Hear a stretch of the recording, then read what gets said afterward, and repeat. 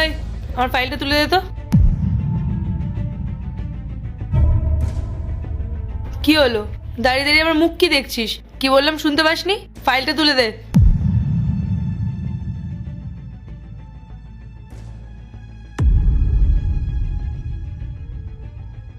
এই এক মিনিট,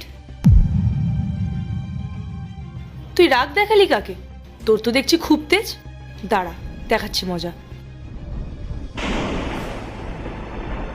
এবার আমার রুমালটা তুলে দে। কি হলো, কি বললাম শুনতে পেলি না? রুমালটা তুলে দে। এটা কি ধরনের অসভ্যতামি? মানুষের সাথে কিভাবে ব্যবহার করতে হয়, কিভাবে কথা বলতে হয়, সে ম্যানার্সটুকু তুমি জানো না?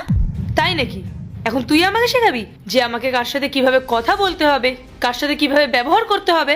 শোন, আমার যা ইচ্ছা আমি তাই করব, আর যার সাথে যেরকম ভাবে ইচ্ছা হবে আমি সেরকম ভাবেই কথা বলবো। বুঝতে পেরেছিস?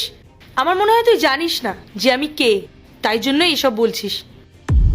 শোন, আমি না এই কোম্পানির ম্যানেজার, তাই আমি তোকে যা করতে বলবো চুপচাপ সেগুলো করবি।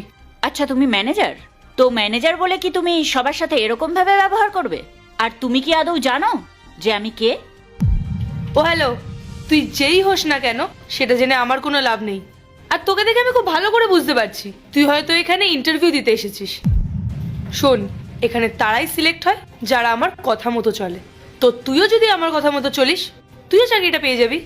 একটা কথা ভালোভাবে শুনে নাও, যে আমি তোমার চাকর নই। তুমি যদি মনে করো তুমি যা বলবে আমার তাই করতে হবে, তাহলে সেটা তুমি ভুল ভাবছো। আর আমার একটা কথা ভেবে খারাপ লাগছে, তুমি এত বড় কোম্পানির ম্যানেজার হয়েও তোমার ব্যবহার এতটা খারাপ। কার সাথে কিভাবে ব্যবহার করতে হয় তুমি সেটাও জানো না। লজ্জার বিষয় এটা। না না, তোমাকে একটা শিক্ষা দি। ও হ্যালো, তোর সাহস তো কম না? তুই ওখানে রুমালটা আমার মুখে ছুঁড়ে মেরে দিয়ে এখানে বসের চেয়ারে বসে আছিস। তোকে যে আমি ওখানে এত কিছু বললাম, তোর কানে কি কথা যায়নি? তুই কার পারমিশন নিয়ে এখানে বসেছিস? দেখো, আমি অনেকক্ষণ ধরে তোমার এই অসভ্যতামিগুলো সহ্য করছি। বাইরেও তুমি আমার সঙ্গে খারাপ ব্যবহার করে এসেছো, আমি কিচ্ছু বলিনি। আবার এখানে এসেও শুরু করেছো। তুমি কি আদৌ জানো আমি কে? এখন আমি তোদের মতন মানুষদেরকে চিনতে যাবো? নিজের অবস্থাটা দেখেছিস? আজকে প্রথম দিন অফিস জয়েন করে তুই আমার মুখের ওপর তর্ক করছিস। তুই জানিস আমি কে? না, তুই এভাবে শুনবি না। আমি বুঝতে পেরেছি আমাকেই কিছু একটা করতে হবে। দাঁড়া, ওঠ ওঠ বলছি এখান থেকে, ওঠ ওঠ। কি হচ্ছে এইসব? দেখুন না স্যার, ও আজকে নতুন জয়েন করেছে আর এসে আমার সাথে মুখে মুখে তর্ক করছে। আমি ওকে বললাম বেরিয়ে যেতে, ও উল্টে আমার সাথে তর্ক করছে। কিছুতেই আমার কথা শুনছে না। তুমি ওনার সঙ্গে যে ব্যবহারটা করছো, তুমি জানো উনি কে? কে আবার হবে স্যার? ইন্টারভিউ দিয়ে হয়তো আজকেই প্রথম কাজে জয়েন করেছে। স্যার, ওকে একদম অফিসে রাখা যাবে না। আপনি জানেন না ও আমার সাথে কিভাবে তর্ক করেছে। আর আপনিই দেখুন না কেমন নির্লজ্জের মতো আপনার চেয়ারে বসে আছে। আপনিই ওকে বলুন বেরিয়ে যেতে এখান থেকে। চুপ করো পায়েল, অনেক হয়েছে। তুমি জানো উনি কে? উনি আমার দিদি হয়। উনি এই কোম্পানির ওনার। আপনার দিদি? I am sorry sir, I am really sorry. আমি সত্যিই জানতাম না উনি আপনার দিদি আর এই কোম্পানির ওনার। আমি জানলে এরকম ব্যবহার ওনার সাথে কখনোই করতাম না। আসলে উনি হঠাৎ করে এসে আপনার চেয়ারে বসে পড়েছে তো, আমি সেই জন্যই বলছিলাম। Madam, I am so sorry, আমার ভুল হয়ে গেছে। রাহুল, তুই ওকে কিসের জন্য জব দিয়েছিস? ওর মধ্যে কি এমন গুণ আছে যে তুই ওকে ম্যানেজার বানিয়েছিস? কার সাথে কিভাবে কথা বলতে হয় সেই সাধারণ শিক্ষাটুকু ওর মধ্যে নেই। তুই জানিস আমি যখন ভেতরে আসছিলাম ও আমার সাথে কতটা খারাপ ব্যবহার করেছে? ইচ্ছে করে রুমাল নিচে ফেলে আমাকে দিয়ে তুলিয়েছে। আমাকে আরো অনেক ছোট বড় কথা বলেছে ও। আচ্ছা, ও কি সবার সাথেই এরকম ব্যবহার করে?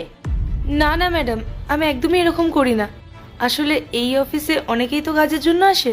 আমি ভেবেছিলাম আপনিও হয়তো ওই জন্যই এসেছেন, তাই আমি আপনার সাথে ওরকম ব্যবহার করে ফেলেছি। কিন্তু বিশ্বাস করুন ম্যাডাম, আমি একদমই ওরকম মেয়ে নই। আমি সবার সাথে খুব ভালোভাবে কথা বলি, সবার সাথে মিশে চলি।